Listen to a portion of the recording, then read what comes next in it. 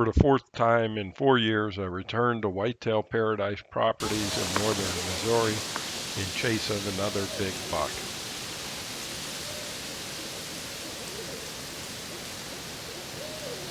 The first morning's hunt started quickly. While I was looking to my right, this 10-point snuck in on my left side.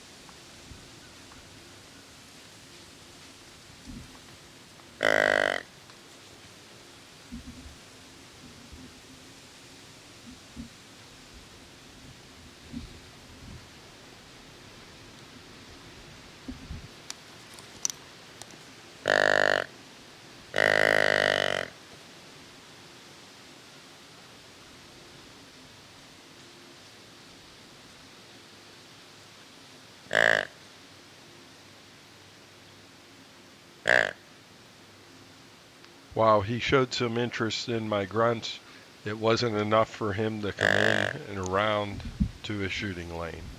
And off he walked. While my evening was slow, with just a squirrel and some does at the watering hole, when I returned to the truck, my phone started buzzing with text messages from Bob needing some help. All right, well, Bob's got a deer down. I got the truck. It's dry enough this year that we could head around here. Oh, there goes a deer in the soybean field. I see a few. Yep, there's Bob. Looks like he's getting her out. All right, what do we got, Bob? Killing too many up there. 7 point. Look how long a G2-3s are. Uh-huh. How they curl up. What do you think? Pretty nice deer. Let's see. Oh, yeah. Look at the mass. He's got a hole in the horn. Oh, yeah. Right down in there, huh? Yeah, look how... He's got some mass to him. Yep. For sure. All right. How far shot? 42 yards. Oh, really? Was he over on this side? Heavy, quarter in the way. He was. He was right there.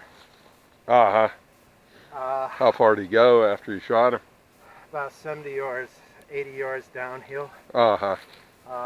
I watched him. He was out in the food plot. I watched him for about 5 minutes. Oh, yeah. I didn't see this. I just thought he was a 6-point. And then he turned, and the does he was... Oh, because he doesn't have a brow tine on that side. No. And I never saw this one, but he came out of the bottom after the same in line with the 2 does that came into the food plot. Mm-hmm. Well, the does were right underneath me. So he's right out there in the middle of the plot watching them. And I had to watch what I was doing. I couldn't really move because they're right there. Yep. And then I was like, oh, he's just a 6-point. I just put my bow back down, and then he turned, and I saw that other guard tie, and I was like, holy cow, he is legal.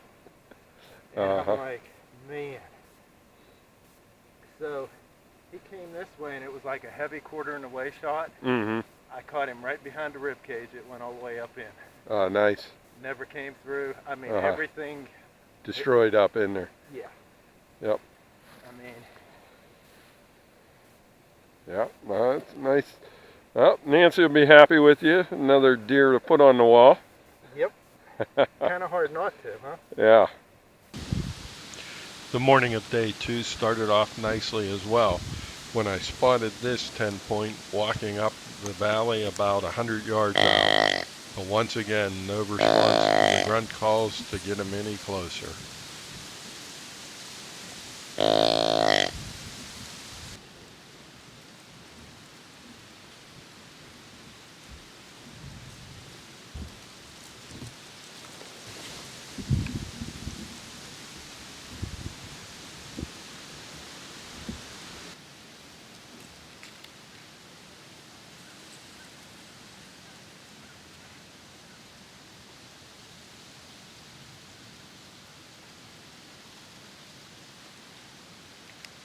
Some other action this morning included this forkhorn working a rub and then coming across in front of me shortly afterwards, followed by an 8-point.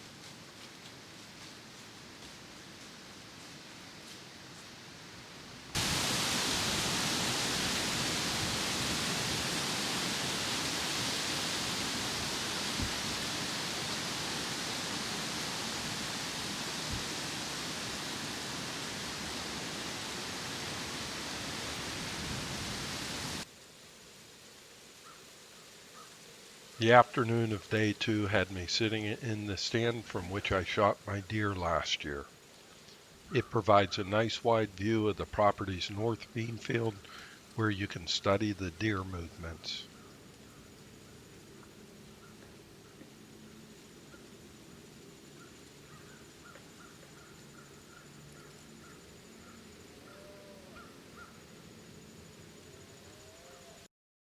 As the evening light began to fade, the buck activity started.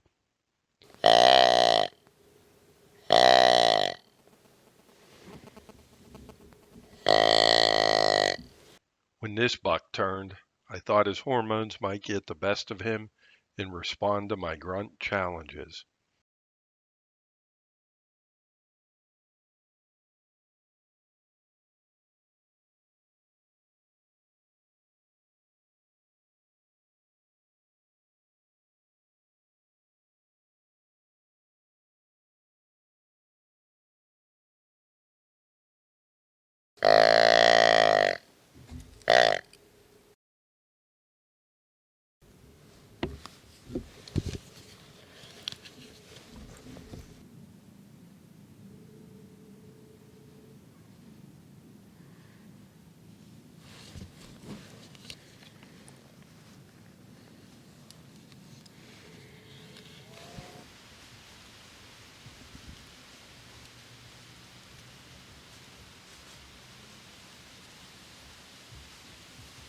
Day 3 started out promising enough when this doe cruised by, and a short while later followed up by this nice up-and-coming 9-point.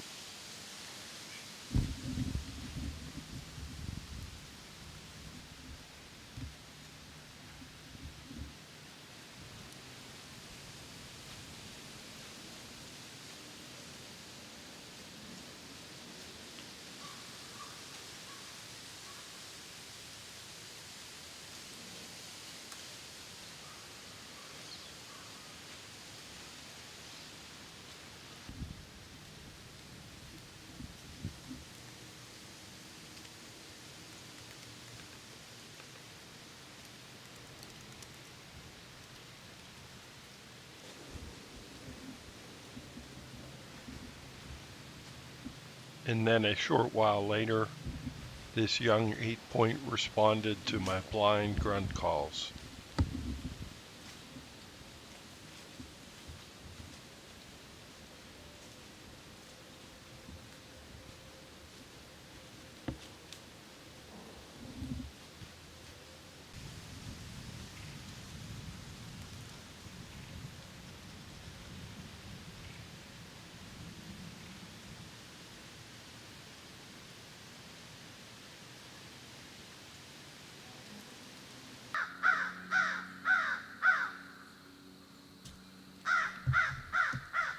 In the afternoon, I sat in Bob's stand hoping for his same fortunes, but no such luck, only this young spike to come out and enjoy some of the winter radishes.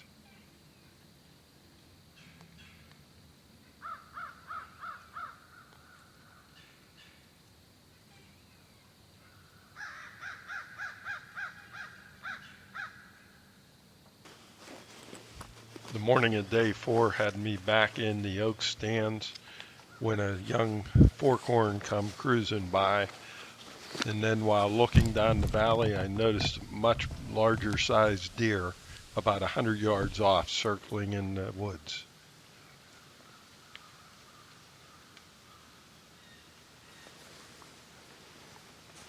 Grunt calls and rattling got him moving up the valley towards me. Unfortunately, he was on the other side of a runoff ditch that he just would not cross.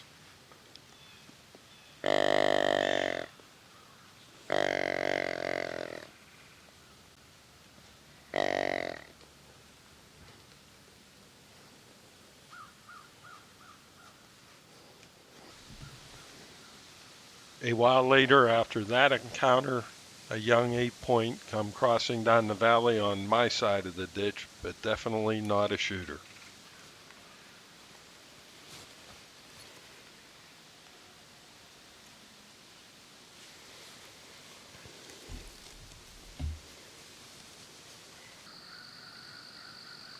The afternoon had me back to the watering hole with only squirrels and does to once again entertain me.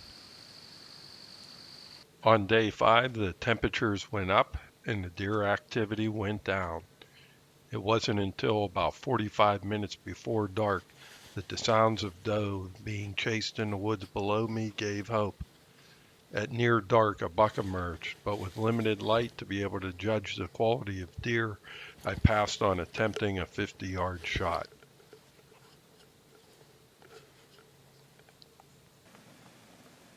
The morning of day 6 brought hope as some doe crossed in the field behind me. Unfortunately, no buck followed.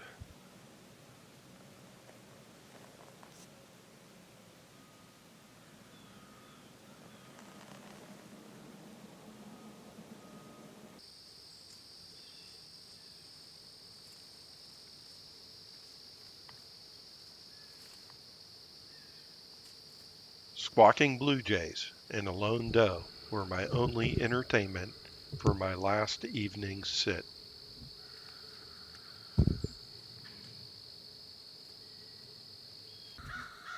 As the sun set over the Missouri horizon, this year's hunt ended without a filled tag. As I like to say, this is hunting, not killing. The hunt is what drives me.